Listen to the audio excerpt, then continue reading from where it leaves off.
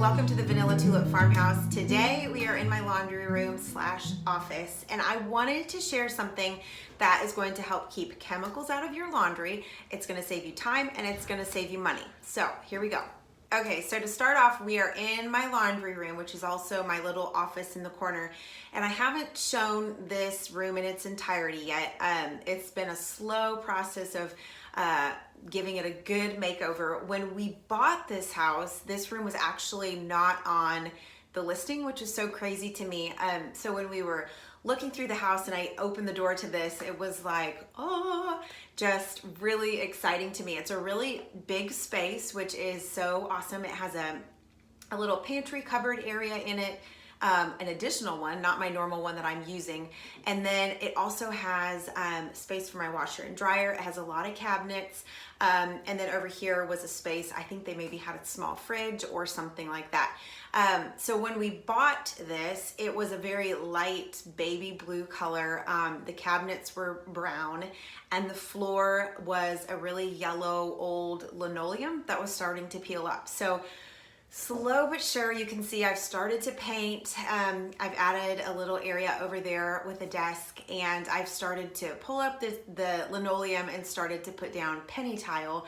But it is, again, slow process with 6 kiddos and homeschooling. So slow but sure, I will show you the progress of that.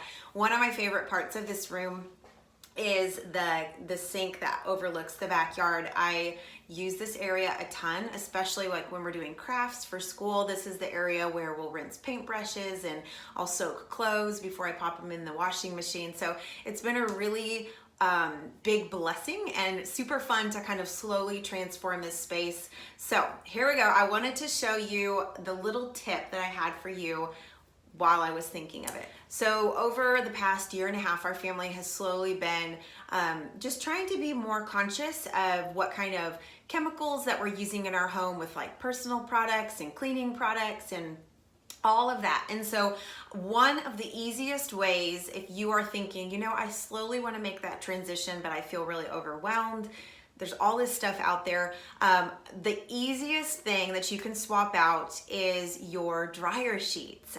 They are loaded with chemicals and fragrances and not the best. So we actually, one of my boys actually has pretty sensitive skin, which we discovered they have those little scent things that you can put into your laundry to enhance the scent. And years ago I used those and I think the name of them was like Fireworks or something like that. And I didn't put 2 and 2 together. I just kept using them in my laundry, and he's kept getting these really red rashes all over his body. And then it finally clicked that, oh, the scent, the fragrances that I'm putting into our laundry are making his skin just go crazy. And so a lot of people with skin issues, I think what you'll find is that if you take out fragrance from whatever you're using, maybe some of your skin issues might go away. So if you were like me and wondering what's causing this, start with fragrance and get that out of whatever you're using as far as personal care products or your laundry detergent, your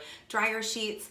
So we, I guess it's been a while now that we have gotten rid of dryer sheets, and I knew that I needed something to replace my dryer sheets, and that is what I wanted to share with you today. We have switched over to wool dryer balls, and this is what they look like. I keep this basket just right on my dryer. Normally it's full to the top, but the little boys were playing snowball fights in the living room today, and so I just had a couple at the moment.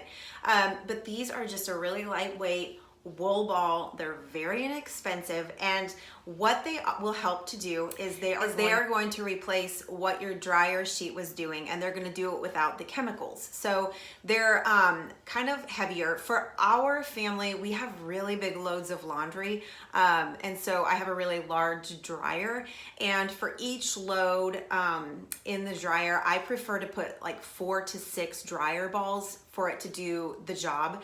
If you have smaller loads of laundry, 2 or 3 would be sufficient. But a couple of things about them and why they work so well. So the dryer balls are heavy, and when your clothes go into the dryer, if you didn't have a dryer ball, they would stick together and it would take longer for them to dry. The dryer balls kind of just toss and turn your clothes, and they're fluffing them as they go. And then the wool actually retains the heat. And so they become really hot, and they're helping to speed along the process of drying your clothes. So it's gonna cut down on the time that it takes for your clothes to dry. That's the first great thing. Another great thing about dryer balls, and probably my favorite thing, is that they don't have the fragrance or the chemicals that those dryer sheets have.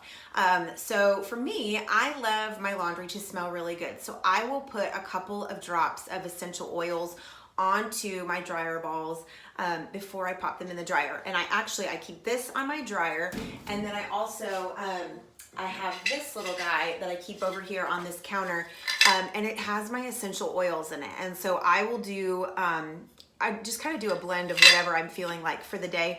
A lot of times I'll just do lavender, a couple of drops of lavender on each ball. I don't do it for every load. I found that I don't really need it for every load. So about every 3 to 4 loads, I'll add more essential oils onto the dryer balls. Another favorite blend is I do lemon and then orange.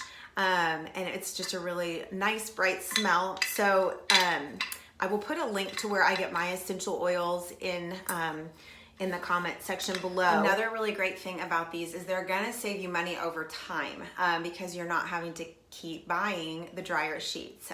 These will last a really long time.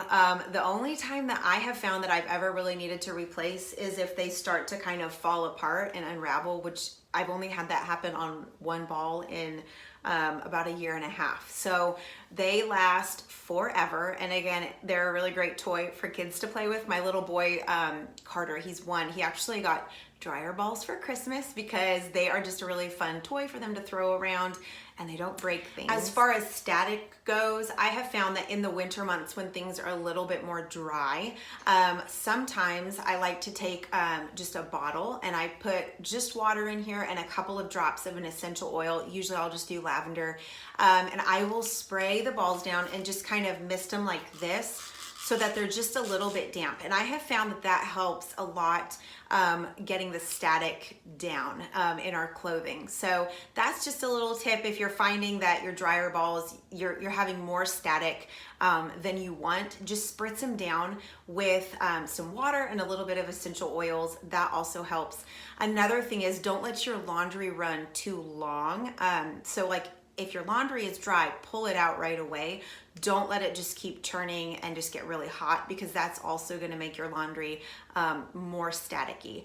And I will add, you're going to have a little bit more static in your laundry than if you were to use a dryer sheet, but in my opinion, it's well worth it not to have the chemicals and that fragrance in our laundry. My favorite blend to do is I will do 2 drops of peppermint, and then I will do 2 drops of lavender, and it smells so fresh and delicious. And again, I usually use 4 to 6 balls per dryer load, and then I don't do the oils every single time. I'm sure that you could, but I mean, that would just get really expensive quickly with your oils. So I typically re-oil my dryer balls every, usually 4 to 5 loads ish. If I feel like they don't have a lot of scent left, I'll add a little bit more, but you don't really need to heavily do them every single time. So there's a little tip for you in the laundry room today. I hope it helps you as you are trying to save money in the new year and trying to just clean up your lifestyle as well. Make sure to go up to the top and hit subscribe. It's that little red button, and if you're not familiar with it, what it does is it notifies you whenever the Vanilla Tulip Farmhouse has a new YouTube video. So you will see 2 new YouTube videos as well as 2 new blog posts per week over here on the Vanilla Tulip Farmhouse. Thank you for following along.